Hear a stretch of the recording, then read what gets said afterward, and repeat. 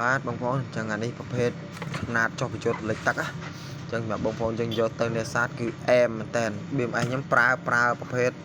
ຂະຫນាតបញ្ចុតណាអត់ប្រើធម្មតាទេបើទូចអីធម្មតាអូអត់រួចទេប៉ះដុំយើងរៀងខ្លាំងអី BMS ហ្នឹងចុចទៅធ្លាក់ភ្លើងហ្មងខ្សោយហ្មងចឹងអានេះដាក់ទៅដឹងតែអែមហ្មងធានាជូនបងប្អូនយកទៅធានាមួយឆ្នាំហ៎ហើយទាំងការជ្រាបទឹកអីហ្នឹងហើយសម្រាប់ការធានាមួយឆ្នាំគឺខ្ញុំធានាទៅលើថ្មបងប្អូនមើលទីណា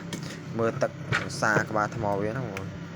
គឺមហាប់ណែនមកគឺខ្ញុំសាប្រភេទក្បាលអុកធំអញ្ចឹងយកទៅប្រើគឺមិនបាច់ភ័យល្បេះរបូតទេទឹកសាវាទៅណាបងប្អូនអញ្ចឹងមានប៉ុណ្ណាបងប្អូនសម្រាប់ធ្វើការកម្មងអីអាចកម្មងបានខ្ញុំជំនាញមកខាងរៀបចំព្រោះនេះណាសម្រាប់បងប្អូនយកទៅខាងនេសាទណា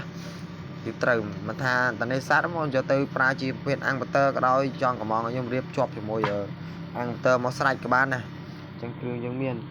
ជានេះសបកវាអីចឹងទៅគ្រឿងថ្មអញ្ចឹងទៅមានគ្រប់សពបងប្អូនយកទៅរៀបតម្លើងដាក់អគុយធុងបាសដាក់អីបានមកសេតកង់អគុយកង់អីហ្នឹងណា